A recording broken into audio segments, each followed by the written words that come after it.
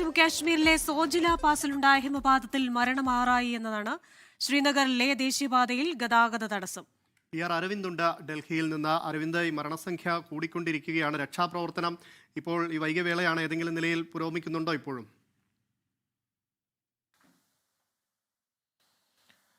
അമൽ, യുദ്ധകാലാടിസ്ഥാനത്തിലാണ് ഇപ്പോൾ രക്ഷാപ്രവർത്തനം പുരോഗമിക്കുന്നത്. വൈകുന്നേരത്തോടു കൂടിയാണ് ഷോജില പാസിന് സമീപം ഹിമപാതം ഉണ്ടാവുകയും നിരവധി വാഹനങ്ങൾ കുടുങ്ങിക്കിടക്കുന്നുവെന്ന റിപ്പോർട്ടുകൾ പുറത്തു വരികയും ചെയ്തു. എന്തായാലും 7 മരണമാണ് ഇപ്പോൾ ഔദ്യോഗികമായി സർക്കാർ സ്ഥിരീകരിച്ചിരിക്കുന്നത്. 5 പേർക്ക് പരിക്കേറ്റിട്ടുണ്ട്. പക്ഷേ നിരവധി വാഹനങ്ങൾ ഇപ്പോഴും ഈ മഞ്ഞിനടിയിൽ കുടുങ്ങിക്കിടക്കുകയാണ്. അതുകൊണ്ട് തന്നെ എത്രത്തോളം പേർ അവിടെ ഉണ്ടെന്ന കാര്യത്തിൽ ഇപ്പോഴും ഒരു വ്യക്തത വന്നിട്ടില്ല. ഈ ഷോജില പാസിലേക്ക് പ്രവേശിക്കുന്നതിന് മുമ്പ് വാഹനങ്ങളുടെ ഡീറ്റെയിൽസ് എഴുതിയെടുക്കും. അപ്പോൾ ആ പരിശോധന അല്ലെങ്കിൽ ആ വിവരങ്ങൾ കൂടി പരിശോധിച്ചാൽ മാത്രമായിരിക്കും എത്ര പേർ ഈ ഹിമപാതത്തിൽ കുടുങ്ങിക്കിടക്കുന്ന കാര്യം വ്യക്തമാവുക. എന്തായാലും നേരിട്ട് തന്നെ ഈ രക്ഷാപ്രവർത്തനങ്ങൾക്ക് നേതൃത്വം നൽകുകയാണ് ജമ്മു കാശ്മീർ ലഫ്റ്റനന്റ് ഗവർണർ. കൃത്യമായി ഈ ഏജൻസികൾക്കടക്കം നിർദ്ദേശം നൽകിയിട്ടുണ്ട്. പോലീസും അതുപോലെ തന്നെ സൈന്യമടക്കം ഈ മേഖലയിലേക്ക് എത്തി എന്നതാണ് മനസ്സിലാവുന്നത്. കാരണം പ്രതികൂല കാലാവസ്ഥയുണ്ട്. അതുകൊണ്ട് തന്നെ ചില ബുദ്ധിമുട്ടുകൾ ഈ രക്ഷാപ്രവർത്തനം നേരിടുകയും ചെയ്യുകയാണ്. നിരവധി വാഹനങ്ങൾ ഇപ്പോഴും അവിടെ കുടുങ്ങിക്കിടക്കുന്നു. ഇതുകൂടാതെ തന്നെ ദേശീയപാതയിലടക്കം ഗതാഗതം പൂർണ്ണമായും തടസ്സപ്പെട്ട ഒരു സാഹചര്യമാണ് ഉള്ളത്. കാർഗിലിൽ നിന്ന് ശ്രീനഗറിലേക്ക് പോയ വാഹനങ്ങളാണ് ഈ ഹിമപാതത്തിൽ കുടുങ്ങുകയും ഇപ്പോൾ ഒരു വലിയ അപകടമായി മാറുകയും ചെയ്തു. എന്തായാലും മരണസംഖ്യ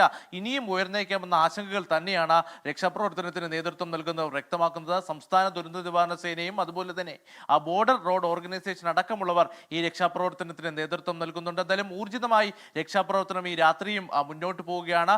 എത്രയും പെട്ടെന്ന് ഈ കുടുങ്ങിക്കിടക്കുന്നവരെ രക്ഷപ്പെടുത്താൻ സാധിക്കുമെന്ന പ്രതീക്ഷ തന്നെയാണ് സർക്കാർ മുന്നോട്ട് വയ്ക്കുന്നത്. ജമ്മു കാശ്മീർ മുഖ്യമന്ത്രി അടക്കമുള്ളവർ ഈ അപകടത്തിൽ ദുഃഖം രേഖപ്പെടുത്തിയിട്ടുണ്ട്. ആവശ്യമായ എല്ലാ സഹായവും നൽകുമെന്നതാണ് ഇപ്പോൾ സർക്കാരുകൾ വാഗ്ദാനം നൽകിയിരിക്കുന്നത്. അതേസമയം പരിക്കേറ്റവരെ സമീപത്തെ സൈനിക ആശുപത്രിയിലേക്കും അതുപോലെ തന്നെ മറ്റ് ആശുപത്രിയിലേക്ക് അടക്കം മാറ്റിയിരിക്കുകയാണ്.